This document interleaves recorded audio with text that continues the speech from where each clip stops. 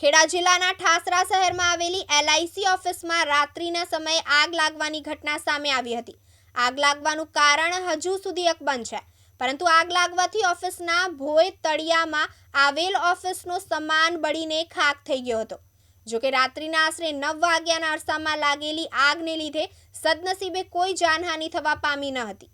આગ લાગતાની સાથે આસપાસથી પસાર થતા લોકો દ્વારા તાત્કાલિક ફાયર વિભાગને જાણ કરવામાં આવી હતી। ફાયર વિભાગને જાણ થતાં ઠાસરા તથા ડાકોર ફાયર વિભાગ ઘટના સ્થળે દોડી આવ્યું હતું અને પાણીનો મારો ચલાવીને આગ પર કાબુ મેળવ્યો હતો।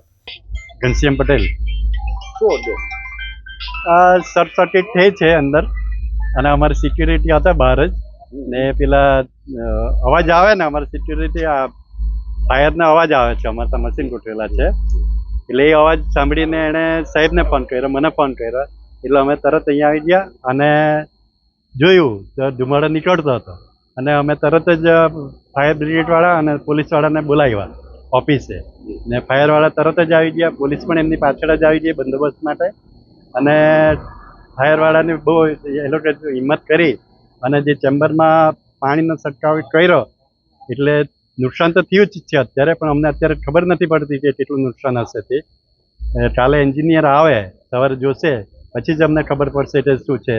સર કેટલા વાગે ઘટના બની હતી, કેટલા સમય પછી આગ પર કાબુ લેવાયો? લગભગ 8:45 ને 9 વાગે તો આવી ગઈ હતી, 9 વાગે તો અમે ચાલુ કરી દીધું।